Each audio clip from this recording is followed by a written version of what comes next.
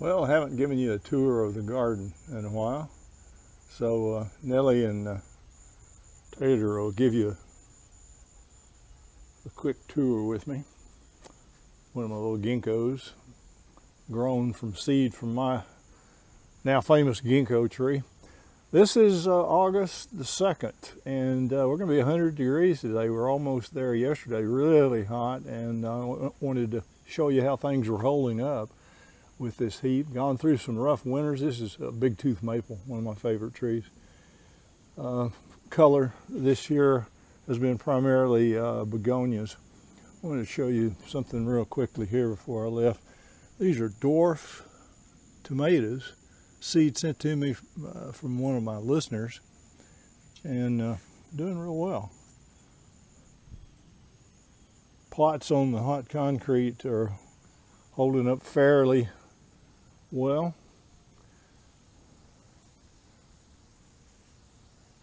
There are Japanese maples and oak leaf hydrangeas all over the place. This is a favorite little tree of mine. Bonsaiing it to a degree. It's big tooth maple, doing well in the shade all day here. Japanese maple and Mexican buckeye in containers. Dwarf Japanese maple. Ginkgo in a rock planter. Back in the corner, one of my favorite palms, the needle palm. Cedar fence that I designed a long time ago, and it has done well. It's one of my favorites. It's the most expensive fence I've ever designed. That fence is 1x2s, flat and on edge, alternating.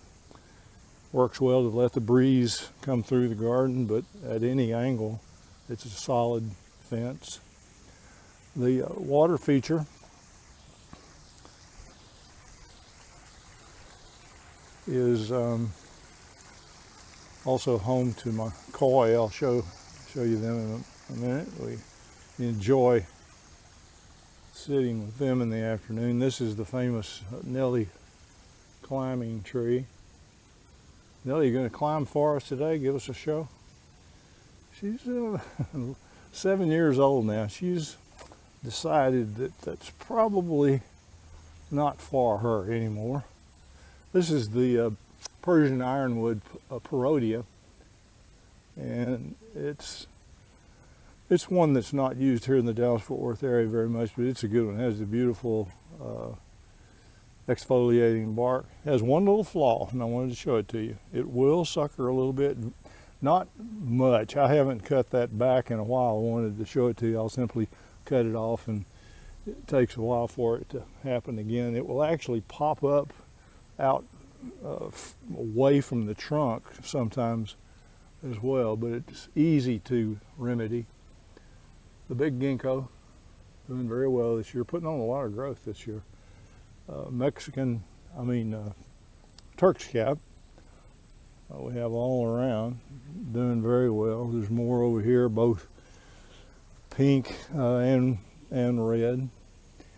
Lots of fern, holly fern, wood fern, more Japanese maples, more small ginkgos, leopard plant, hoja santa, culinary herb, and it is in bloom right now.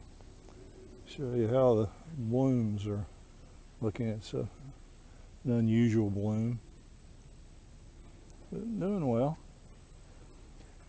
It gives a wonderful flavor for most any meat that you want to cook. You shouldn't use it too often though, because it does have a lot of antioxidants, and it'd be like eating too much spinach, eating spinach for every meal. Same thing. Just don't want to overdo it. Delicious flavor though.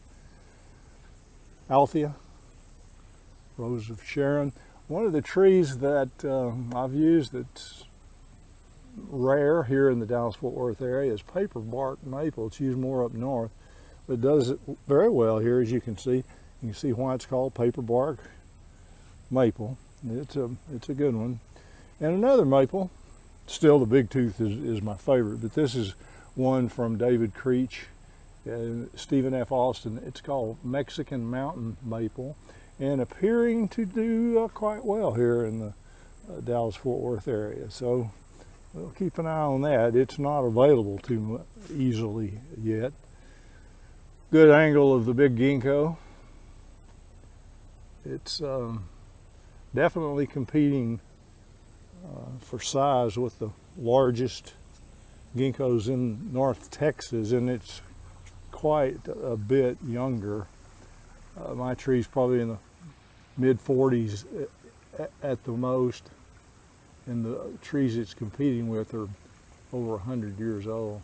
This is elderberry, a little elderberry forest that I have. And our koi usually hang out, here comes one. They hang out down here in the pond at the end. And we come down, sit and enjoy them at the end of the day. Feed them. The dogs love to get a little spillage of the fish food. In fact, they seem to like it better than their dog food. This water feature is about 1,700 gallons. The only thing I do to maintain it, it's got a biological filter. The only thing we do to maintain it is put a little bit of hydrogen peroxide in it from time to time when the string algae starts to pop up.